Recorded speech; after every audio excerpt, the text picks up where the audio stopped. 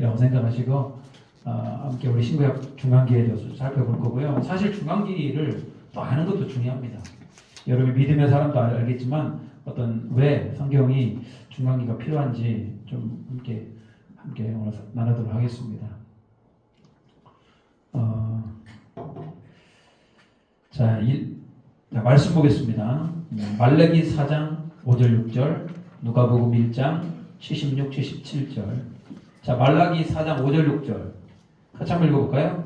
자, 말라기 4장 5절 6절 프린트물에도 있고요. 또 앞에 보시면 됩니다. 같이 읽겠습니다. 시작. 보라, 여호와의 크고 두려운 날이 이르기 전에 내가 선지자 엘리야를 너희에게 보내리니 그 아버지의 마음을 자녀에게로 돌이키게 하고 자녀들의 마음을 그들의 아버지에게로 돌이키게 하리라. 돌이키지 아니하면 두렵건대 내가 와서 저주로 그 땅을 칠까 하노라 하시니라. 마지막 선지자 누굽니까? 말라기요. 오늘 누가복음 1장 76, 70절 같이 읽겠습니다. 누가복음 1장 76, 77 시작. 이아이여 내가 지극히 높으신 이의 선지자라 일컬음을 받고 주 앞에서 앞서가서 그 길을 준비하여 주의 백성에게 그 죄의 사함으로 말미암는 구원을 알게 하리니. 아멘.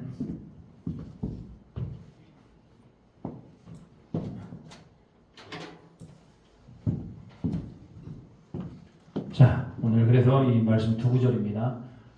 구약의 마지막 선지자는 누굽니까? 말라기고, 신약의 가장 첫 번째 선지자라고 하면 누굴 얘기하겠습니까? 세례 요한 얘기죠. 이것은 자 보겠습니다. 신구약 중간기라고 해요. 중간. 신약과 구약 사이에 그 중간의 과정이다. 구약 성경의 마지막 선지자는 누구였다? 말라기. 그래서 BC 한 460년에서 BC 한 430년경에 활동했던 선지자가 바로 말라기 선지자예요.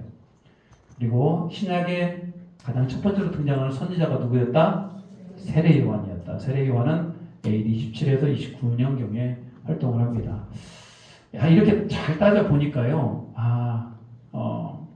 물론 약간 400년이 좀 넘습니다만, 그래서 말라기 이후에 그래도 10년 정도는 그래도 믿음 생활을 하는데, 중간기, 그래도 몇 년 정도를 우리가 중간기라고 그런다? 400년 기간들을 중간기라고 그러고요. 중간기와 또 다른 얘기가 뭡니까? 하나님께서 뭐 하셨다? 침묵하셨다라고 해서 뭐라고도 해요? 침묵기라고도 얘기합니다. 그래서 말라기와 세례 요한 사이에 성경은요, 신약과 구약을 보면은 뭐로 돼 있어요? 그냥 바로 아무것도 없이 넘어갑니다만 이 기간이 무려 몇 년이나 된다? 400년이나 되는 시간들이 있어요. 그래서 우리는 이 기간을 중간기라고 그래요. 중간기 때 400년 동안 무슨 일이 일어났을까요? 왜 중간기라고 그럴까요? 왜 침묵기라고 그럴까요? 자, 중간기 특징이 있어요. 몇 가지가 있는데 첫 번째는 뭐냐면은, 자, 성경이 뭐 하지 않았다? 마지막 성경 누가 기록합니까? 말라기. 그 다음에 신약 성경의 가장 첫 번째 성경은 누굽니까? 마태마가, 누가, 요한, 그 중에서 마가복음이 제일 먼저 기록되었다고 그럽니다만, 말라기 선지자 이후 신약에 이르기까지 약 400년 동안 성경이 기록되지 않았다. 그러니까 성경이 기록되지 않았다는 건 하나님께서 선지자들에게 말씀하지 않았다는 거예요. 하나님께서 뭐 하셨다? 침묵. 하나님께서도 침묵하셨다. 이런 말이에요. 성경 기록되지 않았어요. 그리고 여러 제국들이 멸망을 합니다. 멸망을 하면 또 다른 제국이 다시 일어나고 이런 것들이 반복이 돼요. 여러 제국들이 멸망이 일어나고, 특별히 이스라엘은 어디에 지배를 받아요? 페르시아와 헬라의 지배를 받아요. 저렇게 헬라의 지배를 받다가 갑자기 이스라엘에 뭐가 일어납니까? 독립이 돼요. 그렇지만 독립된 이스라엘은 결국은 누구의 지배를 받아요? 로마의 지배를 받아요. 이게 이제 중간기에 일어났던 특징이에요. 자, 중간기에 성경은 기록되지 않았어요. 그만큼 영적으로 암울했다. 여러 제국들이 일어났습니다만 페르시아, 헬라의 지배를 받다가 잠시 독립했다가 다시 누구의 지배를? 로마의 최종 지배를 받게 돼요. 그래서 예수님이 탄생했을 때, 사도 바울이 이렇게 활동했을 때 누구의 지배를 받고 있었습니까?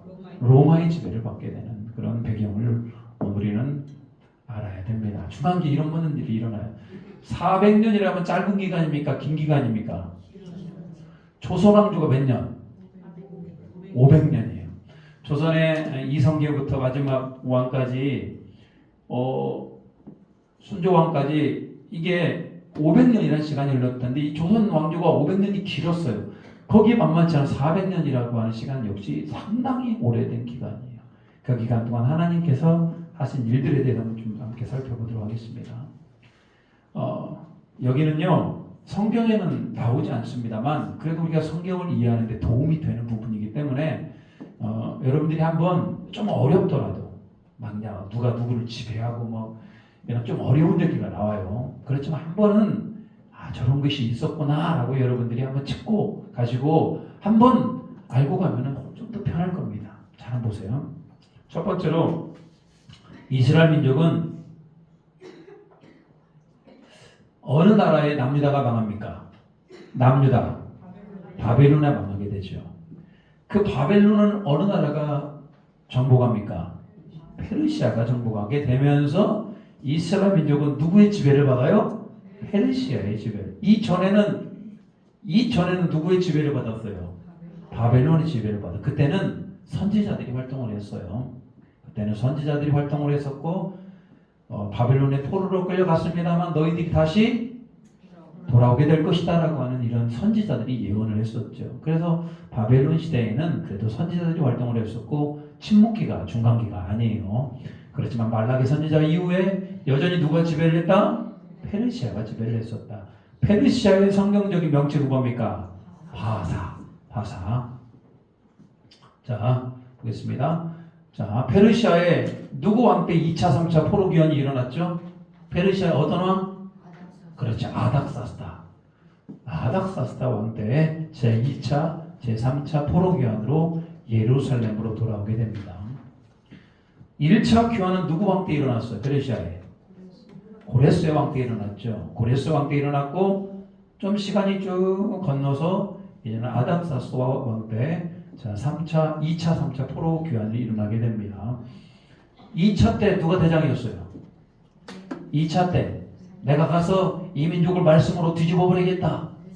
에스라. 그리고 무너진 성벽을 재건했던 3차의 대장은 누구였습니까?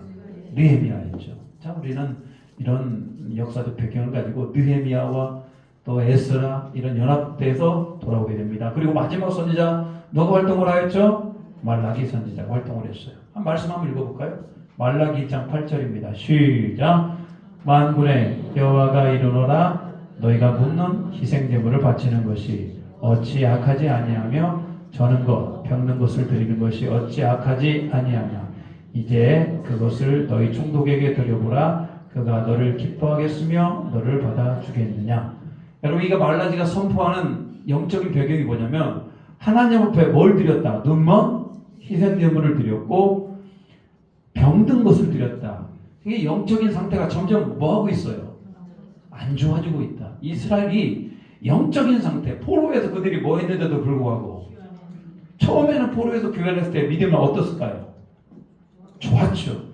하나님께서 우리에게 은혜를 주셔서 우리가 드디어 고국으로 돌아왔고 이제는 멋있는 나라를 만들어야 되겠다라고 생각을 했습니다만 시간이 지나면 지날수록 영적으로 타락이 됐다. 그래서 말라기 선지자 이후에 점점 이스라엘 민족이 타락이 일어나게 됩니다. 자, 그러면서 페르시아가 집권하는 그 시대 가운데 점점 이스라엘 민족이 영적으로 안 좋아지면서 그 옆에서 새로운 나라가 등장을 하게 되죠. 그 나라가 어디입니까? 헬라에 의해서 어디가 망해요? 페르시아가 멸망을 하게 됩니다. 페르시아가 헬라에 의해 멸망을 당하게 됩니다. 다니엘이 이런 예언을 해요. 구상에 버리는 순금이요. 이 순금은 어느 나라를 얘기합니까? 바벨론이고 가슴과 두 팔은 은의 나라가 어디예요? 페르시아. 그리고 배와 넓적다리가 놋의 나라가 어디입니까? 헬라. 정확히 헬라가 이제는 페르시아를 지배를 벗어나서 이스라엘 민족은 이제 누구의 지배를 받게 됩니까? 헬라의 지배를 받게 되죠. 근데 여기는 우리가 여러분 이런 거 세계사적으로 좀 아셔야 돼. 자, 그러면서 우리 한번 보자고요. 자, 바사 제국의 언어가 무슨 언어였을까요? 페르시아어? 페르시아어가 있어요? 자, 바사 제국, 페르시아의 언어는 뭐였냐면 그걸 바로 우리 뭐라고 불렀다? 아람어라고 불렀다. 뭐라고 불렀다고요? 아람어. 예수님이 뭐라면요. 제90분 예수께서 크게 소리질러 이르시되 엘리, 엘리, 라마, 사박단이 이게 어디서 왔다? 이게 아람어였다 이런 얘기. 근데 왜 이스라엘 민족은 신약 성경에 보면 아람어가 들어있어 안 들어있어요? 구약 성경에도 신약 성경에도 아람어가 들어있어요. 아, 이런 것들은 왜 아람어가 들어있다? 다 어디 영향을 받았기 때문에? 페르시아. 그들이 페르시아에서 살다 왔습니까? 얼마나 살다 왔어요? 뭐 70년 만에 돌아온 사람도 있고 2차, 3차 때에 있던 사람들은 아예 어디서 태어났습니까? 아예 페르시아에 태어났고 아예 페르시아 사람이란 말입니다. 그들이 본국 예루살렘에 돌아왔지만 그들은 언어는 여전히 뭘 쓰는 경향이 있었다? 아람어를 쓰는 경향이 있었다. 그리고 그 당시 페르시아가 지배했던 많은 지역에 당연히 뭐가 많이 쓰였을까요? 아람어가 많이 쓰였어요. 아시겠죠? 아람어가 페르시아가 뭐했다? 썼던 언어이기 때문에 신약 성경, 구약 성경 곳곳에 뭐가 등장한다? 아람어가 등장한다. 여러분, 구약 성경은 뭘로 기록되어 있어요? 구약 성경은 히브리어로 기록되어 있어요. 신약 성경은요? 헬라어. 이렇게까지 얘기하면요 80점. 중간중간에 뭐가 들어있어? 아람어가 들어있다고 하면은 100점. 아시겠어요? 아람어는 어디 나라 때문에? 페르시아 때문에. 그래서 성경 도처에 이런 아람어의 흔적들이 나타나 있는 겁니다. 아시겠죠? 아, 저렇구나. 아람어가 그 당시에 초에 많은 사람들이 썼구나. 그렇지만 그럼 페르시아가 그렇게 강대했었고 아람어도 썼습니다만 그 다음에 오는 이 나라가 어마어마한 나라예요. 이 나라가 어떤 나라입니까? 헬라. 여러분 헬라 오면은 모든 서양의 문화의 가장 근본을 이루는 문화가 바로 어디 문화입니까? 헬라 문화죠. 헬라는 페르시아를 무너뜨리고 당대의 가장 큰 제국이 되죠. 헬라가 어떻게 만들어진지 보겠습니다. 원래 그리스라고 하는 나라가 있었습니다. 그리스 아시죠? 그리스 꼭 뭐랑 비슷해요? 그리스도랑 좀 비슷하잖아요. 그리스라고 하는 나라가 있었는데 여러 개의 뭐로 돼 있냐? 도시국가였다. 뭐 군산도 있고 전주가 있고 군산도 있고 익산도 있고 각 도시마다 뭐가 형성이 돼 있어요? 그게 나라였다 이 말입니다. 각 도시국가의 연합체가 바로 그리스 연합이었어요. 뭐가 있었냐면 그리스의 도시국가 중에는 아테네라고 하는 도시국가가 있었고 또 하나 뭐가 있었습니까? 스파르타라고 하는, 코린트라고 하는, 테베라고 하는 이런 등등이 있었던 거예요. 그 중에서도 유명한 그리스의 도시국가 두 개. 어디? 아테네하고. 그래서 여러분 이 두 나라가 서로 뭘 많이 했어요? 그래서 우리는 항상 공부할 때는 어떤 식으로? 스파르타식으로. 애기가 태어나면 눈밭에 던져봐가지고 살면 용사고 죽으면 말고 뭐 이런 스파르타 교육을 시켜야 된다. 뭐 이런 얘기로 해. 두 나라 사이에 아테네와 스파르타가 열심히 막 경쟁을 해. 이게 다 이 연합체가 뭐였다? 그리스 연합이었다. 아시겠죠? 그리스 연합이었다 이런 얘기예요. 자, 저렇게 그리스 연합이었다. 그런데 자, 그 당시 가장 강력했던 나라가 어느 나라였습니까? 페르시아였어요. 페르시아. 강력한 페르시아를 막아내기 위해 그들끼리 뭘 했다? 동맹을 맺. 그 동맹을 무슨 동맹? 펠로폰네소스 동맹. 이거 중학교 가면은 맨날 뭐 하는 거예요? 외웠던 건 기억나셔요? 기억나면 얼마나 좋을까? 기억 안 나도 됩니다. 펠로폰네소스 동맹이라고 이 그리스도끼리 뭐 했다? 연합을 하게 됩니다. 연합을. 아주 끈끈하게. 우리나라도 옛날에 때로는요 신라 고구려 백제가 있었습니다만 참 외적들 내지는 참 북방 야만 민족들의 공격이 왔을 때 연합을 할 수 있는 거잖아요. 이렇게 자 그렇지만 이렇게 강력했던 페르시아를 그들이 동맹해서 결국 누구의 승리로 끝났습니까? 그리스의 승리로 끝났다. 아시겠죠? 결국 페르시아를 그리스가 어떻게 합니까? 막아내요. 그런데 그리스 북부에는 누가 있었다? 마게도냐라는 나라가 있었다. 자, 잘 따라오셔야 돼요. 자, 그 당시 그리스가 자기들끼리 연합해서 뭐 좀 동맹을 맺어가지고 페르시아를 잘 막아냈어요. 그렇지만 그리스 북부에는 누가 있었다? 마게도냐가 있었다. 그 마게도냐가 어디를 점령해요? 그리스를 점령해요. 누구는 이기고 그리스가? 페르시아는 이기고 자기 윗동네에 있는 누구한테 멸망을 당해요? 마게도냐에게 그리스가 점령을 당해요. 자, 여기 이제 세계사적으로도 굉장히 중요한 인물이 나와요. 마게도냐의 왕 빌리포스 2세가 크레니데스라고 하는 금광을 발견합니다. 그 옛날이나 지금이나 금이 어때요? 돈이 비싸잖아요. 그리고 엄청난 재력을 확보하면서 이 마게도냐가 힘이 점점 광대해집니다. 그리고 이 크레니데스라는 이 지명을 자기 이름을 따라서 뭐라고 바꿔요? 빌립보. 우리 그 신약 성경에 보면 사도 바울이 2차 선교 여행을 가서 딱 들어가서 누디아라는 여자를 만나가지고 거기에서 교회를 일으켰던 곳이 어디입니까? 빌립보. 그게 어디라고요? 빌립보. 성지순례 가면요, 빌립보에 가보면요 정말 환상적으로 좋아요. 우와, 거기 막 물이가 흐르고 막 빌립보의 그 루디아 기념교회 같은 데 한번 가보시면은 야, 이게 편안한 쉼이 됩니다. 자, 이 빌립보라고 하는 이 지역을 누가 만들었다? 마게도냐 왕 빌리포스 2세가 만들었다. 그냥 그렇게만 알고 계셔요. 빌립보라는 지역이 다 저게 마게도냐의 왕 누가? 빌리포스 2세가 만들었다. 제가 왜 이 빌리포스를 왜 소개하느냐면요, 빌리포스 2세가 결국 어디를 정복해요? 그리스를 정복해요. 자, 제가 왜 그 빌리포스를 얘기했을까요? 빌리포스의 아들이 누굴까요? 자, 빌리포스의 아들이 누구였다? 그 유명한 누구? 알렉산더 대왕이었다. 이 알렉산더 대왕이 아버지가 어디를 다 차지했어요? 그리스를 차지했고, 이 알렉산더는요, 그 당시 로마가 서쪽에 있다면 동방으로, 동쪽으로 인도까지 가면서요 어마어마한 뭘 만들었다? 이 헬라 제국을 만들었다. 알렉산더. 그래서 헬라의 대표적인 왕이 누굽니까? 알렉산더. 페르시아의 대표적인 왕은요 고레스. 바벨론의 대표적인 왕은 느부갓네살. 그냥 세계적인 알렉산더 대왕이 헬라 제국을 세우게 되고, 자, 이 알렉산더가요, 이 사람이요, 봐봐요. 이 사람은 참 뛰어나요. 그 전쟁 중에도 뭘 들고 다녔다? 호모의 시집을 들고 다니면서 전쟁터에서 그는 뭘 읽었다? 시집을 읽었다. 여러분, 이 사람은 그냥 그렇게 뛰어난 사람이 아니에요. 괜히 여기다 뭘 붙였어요? 대왕이라고 붙인 게 아니에요. 그는 전쟁 가운데도 시집을 들고 다녔고, 그 옆에 많은 학자들을 보였다. 대동하였다.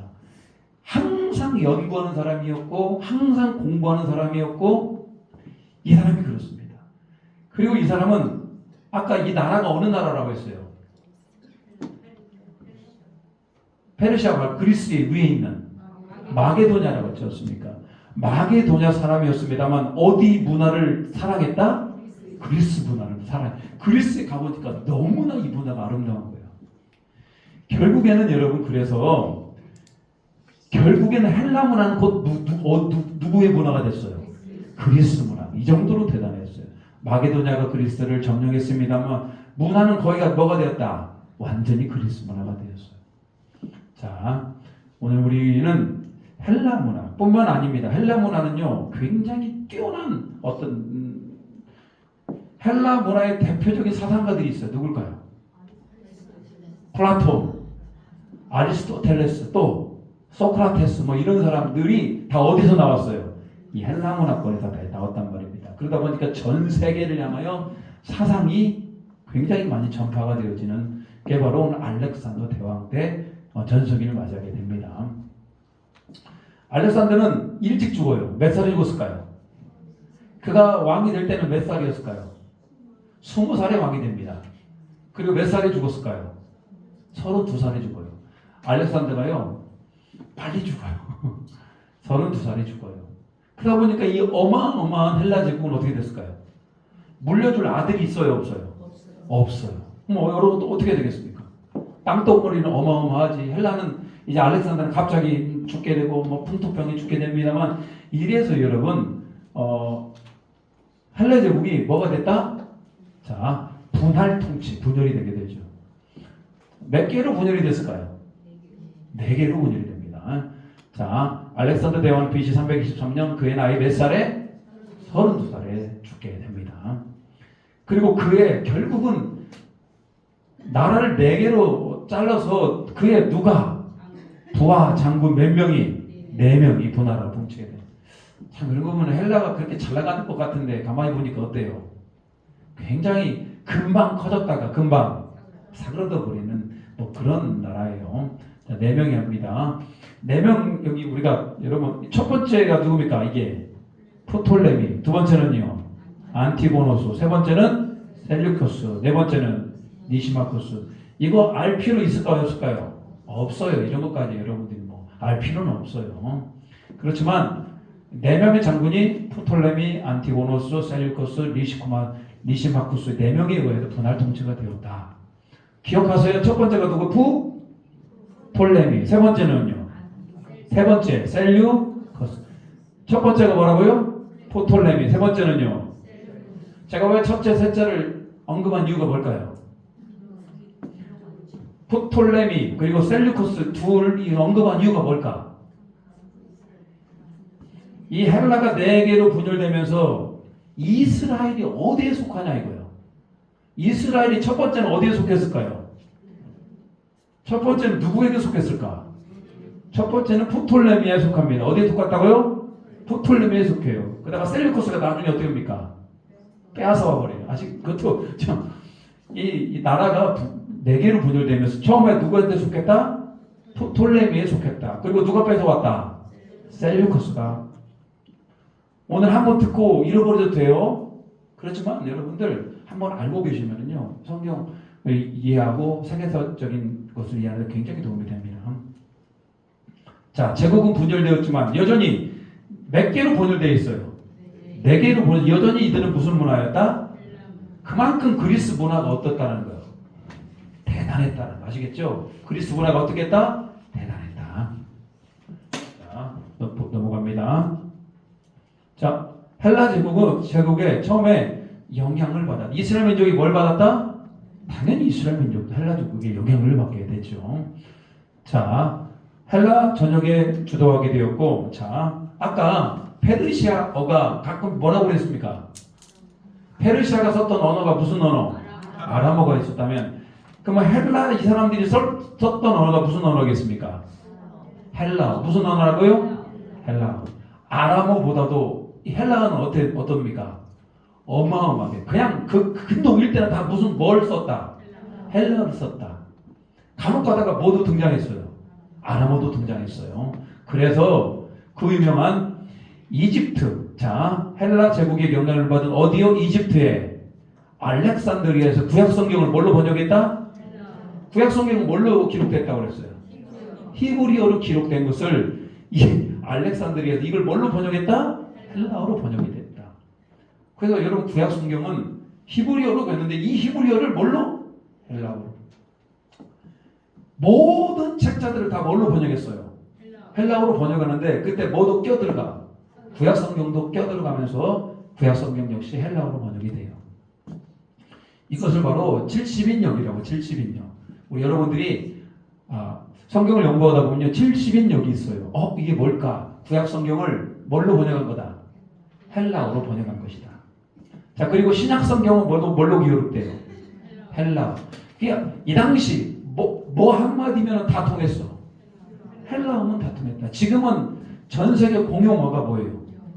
전 세계 어딜 가도 영어면 웬만하면 다 통용이 됩니다. 여러분 영어가 있는 게 얼마나 감사한지 몰라요. 선교지를 가고 또 우리가 해외여행을 가도 그래도 뭐 알고 있으면 영어 알고 있으면 그래도 어느 정도 소통이 돼요. 영어 몰라도 돼요. 우리는 뭐가 있어? 손, 발 있잖아. 다 괜찮아요. 나이 다 알아들어. 배고프다면 어떻게 해? 이게 다 배고픈 흉내를 내면 다 알아들어요. 자, 그렇지만 그 당시 이렇게 가장 그리스가 지배하는 이 시대에 가장 전 세계 언어가 어떻게 됐다? 통일이 됐다. 무엇으로? 헬라어로. 자, 이렇게 됐습니다. 자, 아까 이스라엘이 처음 헬라가 네 군데로 쪼개졌는데 그 중에 이스라엘 가장 먼저 지배했던 왕조가 뭐라고 그랬어요? 포톨렘 기억나셔요? 포톨레미 왕조가 다스렸습니다. 헬라 제국이 네 개로 분열이 됐는데 그 중에 포톨레미 왕조가 처음에 다스렸어요. 자, 봐봐요. 온건하게 유대지방 이 포톨레미 왕조는 특별히 뭐 했다? 온건하였다. 여러분 온건한 건 좋은 거예요. 온건하면 사람들이 반란이 일어나요? 안 일어나요? 안 일어나. 자, 이집트를 합병하였고 72명의 장로들을 선정하여서 72인간 모세오경을 헬라어로 뭐 했다? 번역했다. 아까 헬라의 특징을 얘기하면서 구약 성경을 뭐라고 그랬습니까? 번역했다라고 하는 거예요. 이 몇 명의 장로들을 모아가지고 72명의 장로들을 모아서 헬라어로 번역했던 왕조가 어떤 왕조다? 포톨레미 왕조다. 이것으로 봐서 포톨레미 왕조는 괜찮아요? 안 괜찮아요? 괜찮았단 말이에요. 근데 옆에 누가 등장하면서 자, 셀류커스가 만들었던 왕조는 셀류키드 왕조입니다. 잠자냐 어려운 거 나와 그냥 저런 게 있다 그냥 이렇게 생각하면 돼. 셀류키드 왕조가 등장을 해요. 얘는 잘했을까 못했을까? 아까 포톨레미는 어땠어요? 그래도 괜찮았지. 근데 이 셀류키드 왕조는 어땠을까요? 처음에는 괜찮았단 말이에요. 유대인들이 헬라 문화가 가속이 됐고, 자, 셀류키드의 이 안티오쿠스 3세라는 이 사람이 만행을 저질러요. 전쟁에서 졌어. 전쟁에서 지면 그 당시 뭘 많이 지불해야 됩니까? 전쟁 배상을 지불해야 돼. 돈 있어 없어? 성전에 가봤더니 뭐가 딱지딱지 붙어있어.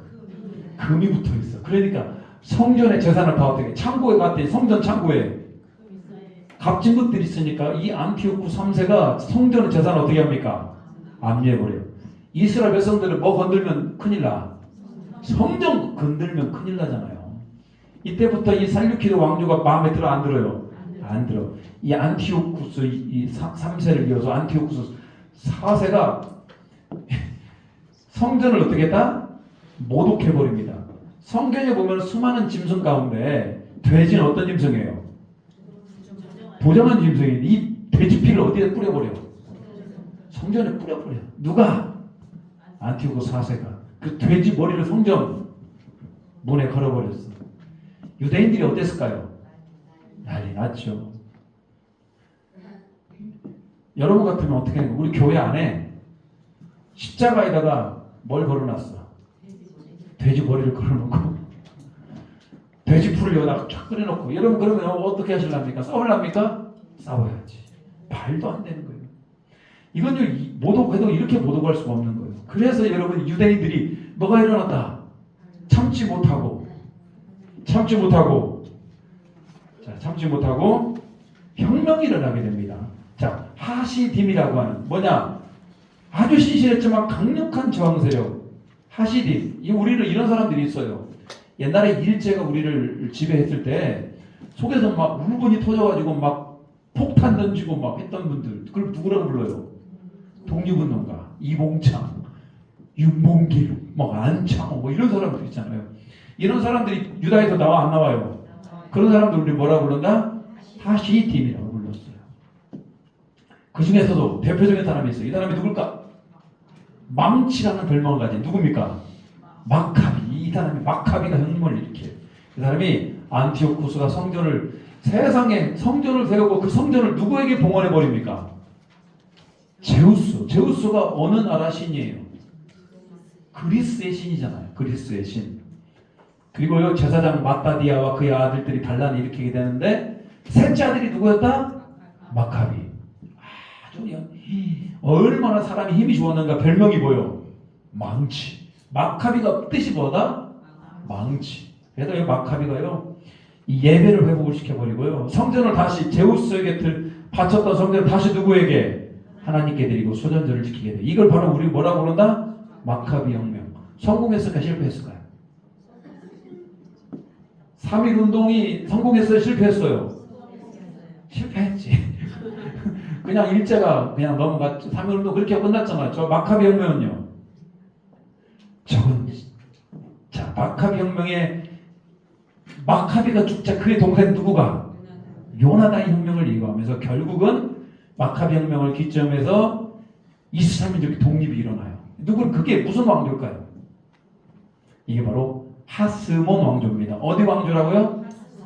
원래 이스라엘 민족은 누구의 후손이에요? 남유다는 다윗의 후손이죠. 다윗의 솔로몬, 느호바 쭉 내려오고 마지막 남유다의 마지막 누구? 시드기야. 다윗의 왕이 끝났어. 그리고 이스라엘 민족이 회복이 되었습니다만 생겨날 왕조가 어떤 왕조이다? 하스몬 왕조이다. 자, 로마가 이 왕조를 보장했어요. 지금 헬라에 속해 있는 거 아시죠? 헬라에 속해 있습니다만 헬라가 나라가 어떻게 됐어요? 네 개로 분열이 되면서 그 옆에서 점점 힘을 키우고 있는 나라가 어떤 나라? 로마라는 나라가 점점 힘을 키우고 있어요. 로마가 봤을 때 그래 하스몬 왕조 너희들 우리가 인정해줄게 라고 해서 하스몬 왕조가 인정을 해주게 됩니다. 자, 그리고 요한 히르카누스라는 사람은요 하스몬 왕조의 왕인데 이 사람이 어디 성전을 파괴해버려요? 성전은 어디에만 있어야 돼?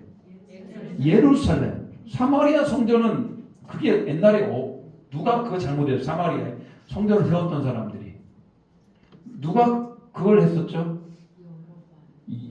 북이스라엘의 여로보암이 사마리아에 수도를 옮겨놓고 단과 베델에 성전을 만들고 이런 모든 사마리아 안에 있는 성전을 다 어떻게 합니까? 다 파괴해버려요. 딱 봐도 이 사람 훌륭해 안 훌륭해?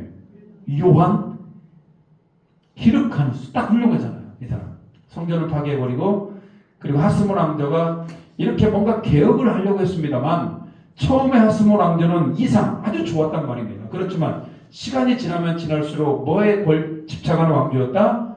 권력에 집착하는 게 하스몬 왕조의 처음 출발은 뭐 했으나? 좋았으나 끝은 어땠다? 안 좋았다. 여러분 하스몬 왕조가 나타났을 때 많은 사람들이 어떤 생각을 했을까요? 다윗의 왕조가 망했어. 이제 다시 하스몬 왕조가 딱 등장을 했어. 무슨 생각을 했을까요? 저 왕조가 혹시 우리의 구원자가 아닐까라고 하는 그런 굉장히 많은 기대를 하게 됩니다. 다윗의 왕권이 뭐하기를 원했다? 회복할 것을 기대해. 다윗의 왕권이 회복될 걸 기대해요. 그렇지만 하스몬 왕조는 얼마 가지 못해요. 그리고 드디어 처음에 하스몬 왕조를 로마가 어떻게 했습니까? 인정을 했지만 결국은 어떻게 됐습니까? 자, 하스몬 왕조가 무너지게 됩니다. 누구에 의해서? 로마에 의해서 무너지게 되죠. 로마 장군 누가? 폼페이. 기억나세요? 로마 장군의 유명한 장군 중에 누구? 폼페이가 와서 하스몬 왕조를 무너뜨려 버립니다. 그리고 자, 그 유명한 무슨 가문이 드디어 등장을 해요. 아주 유대 지역에 아주 이 가문이 아주 뿌리를 받고요. 이게 바로 어떤 가문? 헤롯 가문. 그러니까 헤롯 가문은 헤롯은 어디 출신입니까?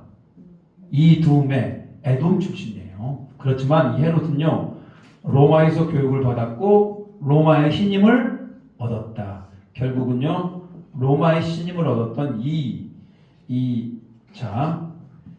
헤롯이 누구랑 결혼합니까? 이 마리 암네라고 하는 이 여인과 결혼하게 되는데 이 마리 암네는 어디 사람이 아까 이스라엘 왕조가 무슨 왕조라고 했습니까? 하스몬 왕조였잖아요. 그 왕가에 입성하게 돼요. 그러면서 헤롯 가문이 하스몬 왕조를 이어서 이제는 누가 통치한다? 헤롯 가문이 통치하게 되죠. 자, 그래서 성전을 재건하고 이 헤롯이 이런 걸 잘해요. 무너진 뭘 재건했다? 성전을 재건하고 그 다음에 항구를 건설하게 됐는데 이 항구 이름을 뭐라고 불렀다? 가이샤라. 로마 황제 이름이 뭡니까? 그러니까 항구 이름을 가이샤라고 붙인 건 이게 다 딱 봐도 누구에게 아부하기 위한 겁니까? 누구에게 아부하기 위해서? 로마 황제에게 아부하기 위해서. 성전을 재건하는 건 누구에게 아부하기 위해서? 이스라엘 민족에게 아부하기 위해서. 헤롯의 정체성을 알겠죠? 이 사람은 백성들에게 뭘 사고 싶어 해요? 환심을 사고 싶어 하는 사람이었고 정치적으로 그런 사람이었어요. 자, 그리고 헤롯 가문이 결국은 자, 예수님의 탄생과 관련 인물이 누굽니까? 그러니까 예수님이 태어났을 때 그 모든 아이들을 다 뭐했던? 죽였던 사람이 누굽니까? 이게 헤롯이에요. 아시겠죠? 로마 제국 헤롯. 예수님의 탄생과 관련이 있어요. 그 헤롯 가문이 나중에 이스라엘 민족 유대 지역을 다스리게 되는데 헤롯 가문 중에 헤롯도 나타나고 헤롯의 아들이 누가 나타납니까? 아켈라오가 나타나고 또 유대 지역을 다스렸던 사람이 로마의 총독 벨릭스 베스도도 다스리고 자 바울을 자판하고 야고보도 죽이고 베드로를 체포한 헤롯 누구도 있었다? 아그리빠도 있었다. 이런 것은 나중에 이제 조금씩 이제 설명할 기회가 있을 거예요. 자 유대 지역을 다스리게 됩니다. 자 오늘 제가 이거 하려고 그래요. 자 5번입니다. 그러면 신구약 중간기가 주는 의미가 뭐가 있을까? 첫 번째로 보면요. 뭐가 아까 통일되었을까요? 이 중간 400년을 통치하면서요. 뭐가 통일되었을까? 언어가 통일돼요. 뭐가 통일됐다? 특별히 무슨 언어로 통일됐어요? 헬라어로 통일이 돼요. 로마가 나중에 헬라를 어떻게 합니까? 다 집어삼켰습니다만 로마가 쓰는 언어는 무슨 언어일까요? 로마가 라틴어를 씁니다. 뭘 쓴다고요? 라틴어. 그럼 여러분들이 생각을 해봐. 지금까지 많은 사람들이 다 뭘 썼어요? 헬라어를 썼어요. 로마는 자꾸 뭘 쓰도록 권장했습니까? 라틴어를 쓰도록 권장했어요. 근데 누가 더 힘이 좋았을까요? 어디가 더 힘이 좋았을까요? 헬라어가 힘이 좋아요. 이거 로마의 라틴어로 아무리 이게 몰아붙여도 사람들은 이미 다 뭘 쓰고 있어요? 다 헬라어를 쓰고 있어요. 사실 여러분 로마가 그리스를 정복했습니다만 정신은 점점 정신은 오히려 누가 더 세요? 헬라 문화가 더 세요. 이런 일이 발생을 했고 그래서 이 로마 시대 물론 나중에 로마가 집권하는 말년은 전 세계가 다 이제 뭘 쓰게 됩니까? 라틴어를 쓰게 됩니다만 저 헬라 언어가 그만큼 대단한 힘을 발휘했어요. 그 예수님 당시뿐만 아니라 많은 복음을 전하는 데는 뭐 하나면 됐다. 로마 시대 때에도 그럼 뭐 하나면 됐다. 헬라어 안 하면 복음을 가지고 전 세계를 다 영향을 하면서 복음을 전할 수 있어. 언어가 통일되었다. 이런 얘기예요. 언어. 여러분 사람이 언어가 통하면요 어때요? 우리가 해외를 잘 못 가는 이유 중에 하나가 뭡니까? 뭐가 안 통하니까. 국내는요. 제주도 가도 두렵지 않아. 뭐가 통하니까? 언어가 되냐. 여러분 언어가 통하는 게 얼마나 큰 은혜인지 몰라요. 오늘 언어가 통일이 되었다. 400년에 걸쳐서. 두 번째 무엇을 공유했을까요? 그들은 언어뿐만 아니라 헬라 문화를 공유하게 됐다. 헬라 문화를 공유하게 됐다. 여러분 같은 문화권에 있다는 것도 굉장히 좋습니다. 많은 선교사님들이 선교를 가요. 그러면 어디로 그래도 많이 갈까요? 선교사님들이 주로 동남아시아나 그래도 이쪽 아시아 계열은 그래도 우리가 문화가 좀 어때요? 같은 좀 젓가락이라도 쓰고 외모도 좀 어때요? 좀 비슷하고 좀 그래도 동남아 선교사는 좀 그래도 마음이 괜찮아요. 자 아프리카는 어때요? 완전히 다른 문화 같아요. 자 아메리카는요. 남아메리카 완전히 다른 것 같아요. 그래서 어떤 같은 문화권에 있으면 좀 더 사역을 하기 좀 쉽다고 그래요. 근데 여러분 전 세계가 다 무슨 문화로? 헬라 문화권 가운데 있었다. 이런 얘기죠. 세 번째는 뭐냐? 자, 뭘 했다? 이스라엘 민족이 자꾸 자기 나라를 누가 지배했어요? 처음에는 바벨론이 지배했고 두 번째는 페르시아가 지배했고 세 번째는 헬라가 지배했고 네 번째는 잠깐 독립을 했었다가 결국은 누가? 이 이스라엘 민족의 느낌이 어땠을까요? 이놈 세상 망해버려라. 이거 비슷한 느낌이 뭡니까? 이놈 세상 망해버려라 비슷한 느낌이 뭐예요? 구약 성경이 얘기하는 구원자 빨리 좀 와서 어떻게 해달라? 우리 좀 구원해달라고 하는 이런 마음이 싹트기 시작합니다. 그게 바로 뭐다? 메시아를 뭐하게 됐다? 소망하게 됐다. 여러분 이 중간 400년 기간 동안에 언어도 통일되고 헬라 문화권이 형성이 되고 너무나 메시아를 소망하게 됩니다. 기다려, 제발 좀 오십시오. 제발 좀 오십시오. 근데 이 메시아를 간절히 기다려요. 이제 올 거냐? 저기 올 거냐? 그리고 뭐가 뚫렸을까요? 뭐 아침에도 나왔습니다. 모든 길은 다 어디로 통한다? 노마가요, 어마어마한 큰 지역을 다스렸어요. 전쟁이 서쪽에서 일어났어요. 이쪽이 전쟁하고 있는데 세상의 동쪽에서도 뭐가 일어나? 전쟁이 일어나. 그러면서 이 서쪽에 있는 군사를 동쪽으로 이동시키려면 뭐가 잘 뚫려야 돼요? 그냥 로마는요, 뭘 기가 막히게 잘 뚫어? 길 기가 막히게 잘 뚫었단 말입니다. 그래가지고요, 로마에 함부로 덤비지를 못해요. 왜? 이렇게 하고 있는 어느 날 순간에 보니까 병사들이 다 다 모여들기 때문에 로마는 길을 그렇게 잘 뚫렸죠. 자, 딱 보시면요, 이게 지금 중간기에 일어났던 일이에요. 언어는 뭘로 통일이 됐고 헬라어로 통일이 됐고, 문화는 뭘로 공유하게 됐고 헬라 문화를 공유하게 됐고, 그들은 뭘 소망하고 메시아를 소망하고, 그 길이 뚫려서 어디든지 갈 수 있게 되었다. 이때 누가 오신 거예요? 예수님이 오셨고, 예수님이 오셔서 초대교회가 일어났어요.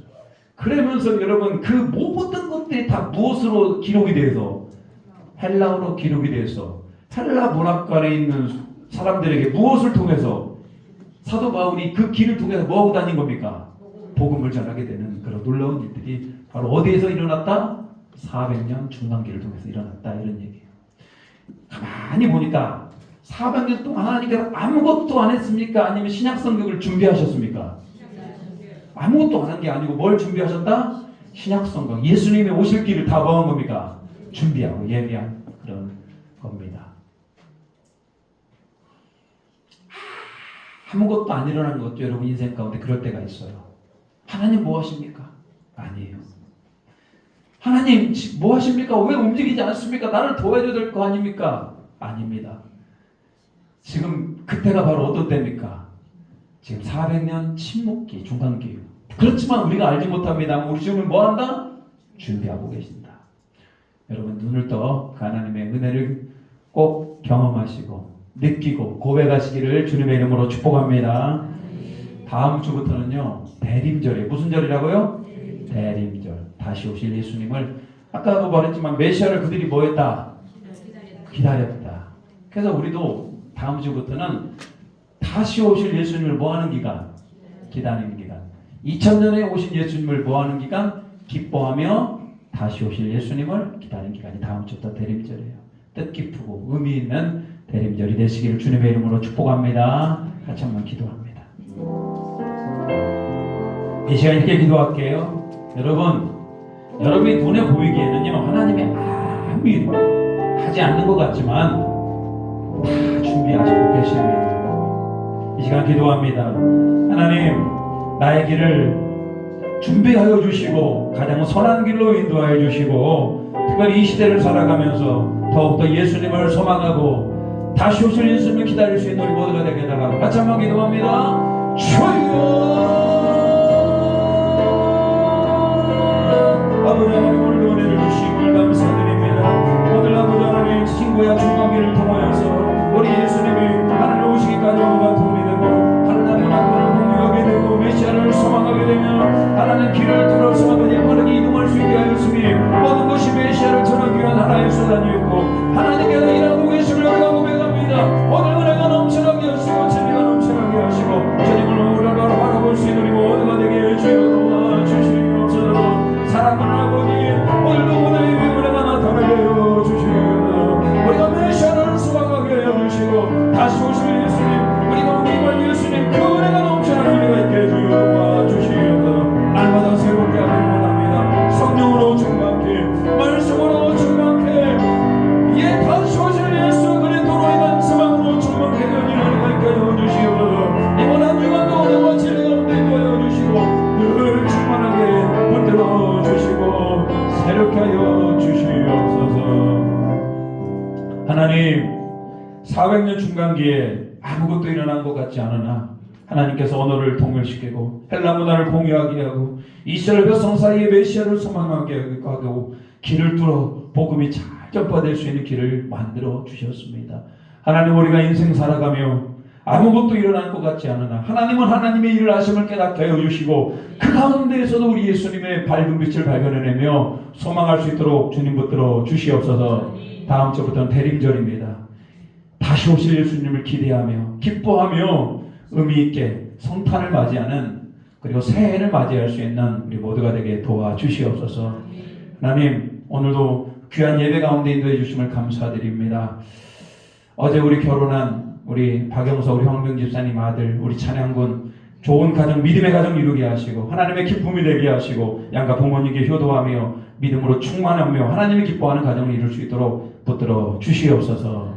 하나님, 오늘도 정책당하게 하겠습니다. 2005년을 이끌어갈 때 하나님 믿음 주시고 한마음으로 잘 이끌어갈 수 있도록 붙들어 주시옵소서. 모든 영광 올려드리오며 예수님의 이름으로 기도 올려옵나이다. 아멘. 하늘에 계신 우리 아버지의 이름을 거룩하게 하시며 아버지의 나라가 오게 하시며 아버지의 뜻이 하늘에서와 같이 땅에서도 이루어지게 하소서. 오늘 우리에게 일용할 양식을 주시고 우리가 우리에게 잘못한 사람을 용서해 준 것 같이 우리 죄를 용서해 주시고 우리를 시험에 빠지지 않게 하시고 악에서 구하소서. 나라와 권능과 영광이 영원히 아버지의 것입니다. 아멘.